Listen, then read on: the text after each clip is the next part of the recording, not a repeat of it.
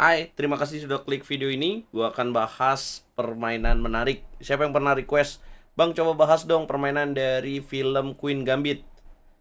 Ya, buat teman-teman yang belum tahu, film Queen Gambit ini adalah film yang laris manis ya, laku banget di Netflix. Siapa yang belum pernah nonton? Sejujurnya saya belum pernah nonton film ini.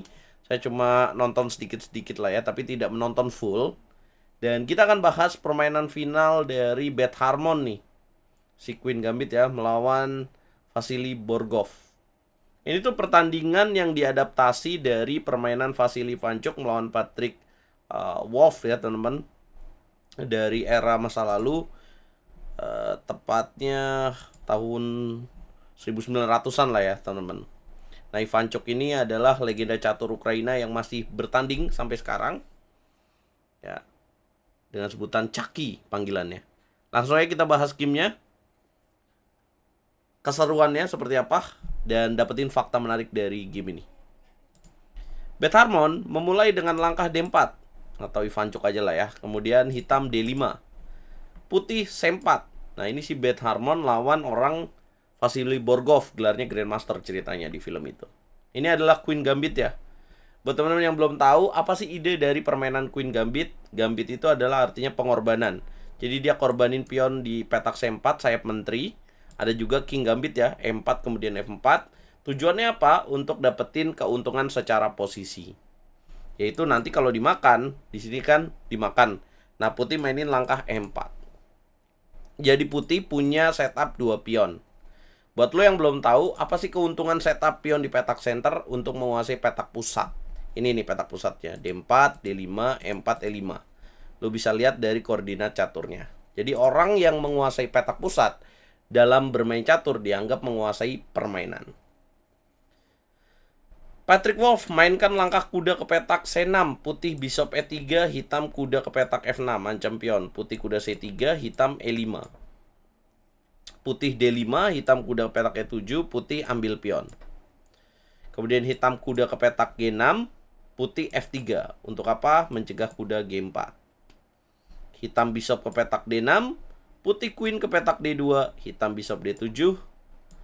Development kuda ke petak E2, hitam A6.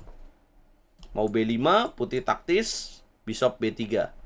Hitam B5, putih mendobrak dengan langkah A4, langkah ke-12. Hitam mendiamkan itu dan lebih pilih mengamankan raja. Putih juga mengikuti hitam. Hitam queen E7. Putih kemudian melanjutkan dengan benteng A ke petak C1 di middle game.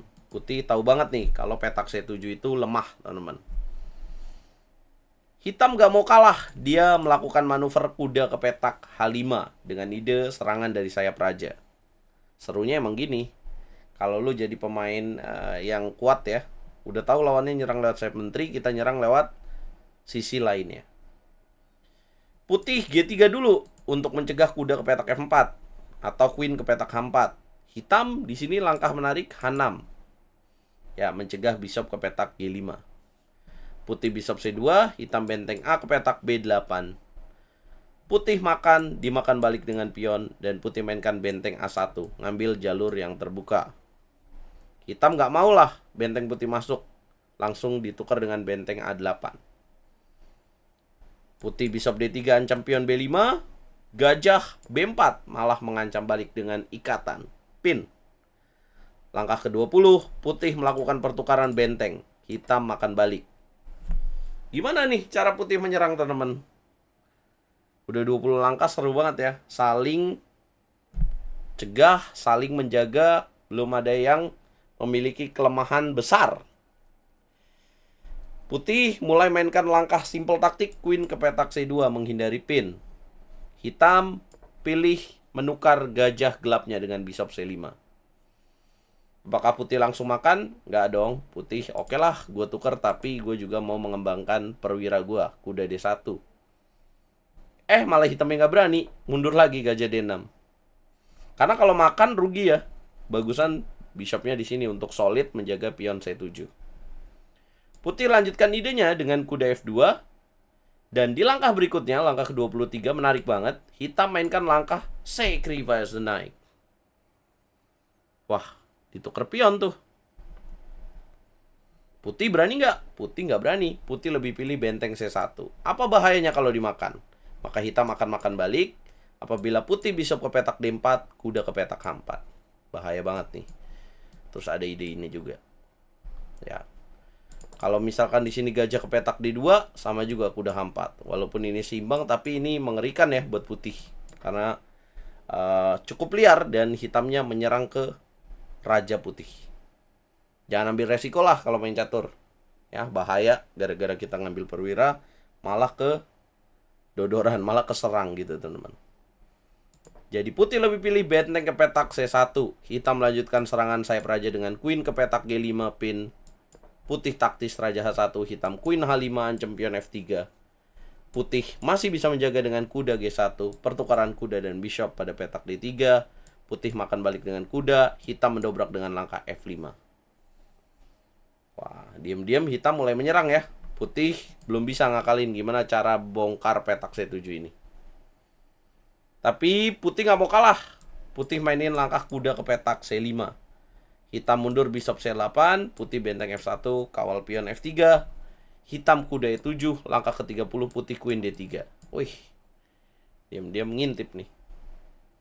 Hitam makan pion M4, putih makan balik dengan pion, hitam queen ke petak G6. Ya, dikasih sih pion, tapi kalau dimakan C5-nya, pion M4-nya jatuh. Rugi dong buat putih. Apa yang lu bakal lakuin guys kalau lu jadi putih? Ya, Ivancuk lebih pilih raja G2. Nah, ini unggul buat hitam memang. Kemudian hitam raja ke petak H7. Putih kuda F3, hitam kuda G8. Ini langkah posisional aja ya. Putih menyerang queen dengan kuda H4, hitam queen ke petak G4, putih naik kuda F5, hitam kuda ke petak F6, putih H3, hitam queen ke petak G6. Nah, ada fakta menarik ya. Sebenarnya game ini dilanjutkan dengan jalan putih G4 dan akhirnya berujung remis. Tapi dalam film Queen Gambit ada improvement yang dilakukan di film ini. Dengan putih mainkan langkah kuda ke petak E6.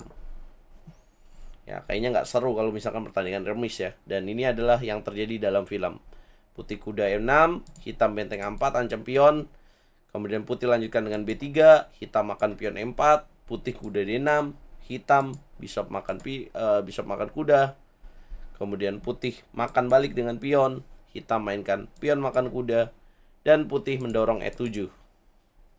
Di mana putih menang? Hitam mainkan langkah D5, putih bishop C5 menjaga pion, hitam queen ke petak E8, putih queen ke petak F3. Nah, ini mulai ganggu nih karena mau masuk. Hitam queen ke petak C6, putih B4. Hitam balik lagi queen ke petak E8. Gimana cara putih menang teman-teman di langkah ke-45? Yes, putih menemukan langkah brilian, queen F5. Raja ke petak H8, sacrifice the queen. Dimakan, makan lagi. Queen ke petak H5, kemudian diskak, raja naik ke petak G7. Dan putih promosi. Ada skak nggak bahaya tuh? Aman, benteng ke petak E2, raja F1, makan, dapat benteng. Gak ada checkmate-nya ya. Queen ke petak G2, benteng F2, queen ke petak E4, raja ke petak D2, selesai.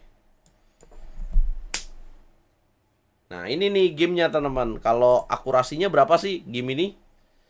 Dengan game yang dilanjutkan oleh Bet Harmon, putih mendapatkan akurasi 95,6%, hitam 88%. Ini langkah briliannya. Sekarang lu jadi tahu kan fakta sebenarnya? Kalau film catur favorit gue tetap Pawn Sacrifice. Kalau film favorit kalian apa guys? Coba komen video ini. Jangan lupa bantu video ini berkembang dengan cara like, share, komen, dan subscribe. Kita bahas apa lagi guys?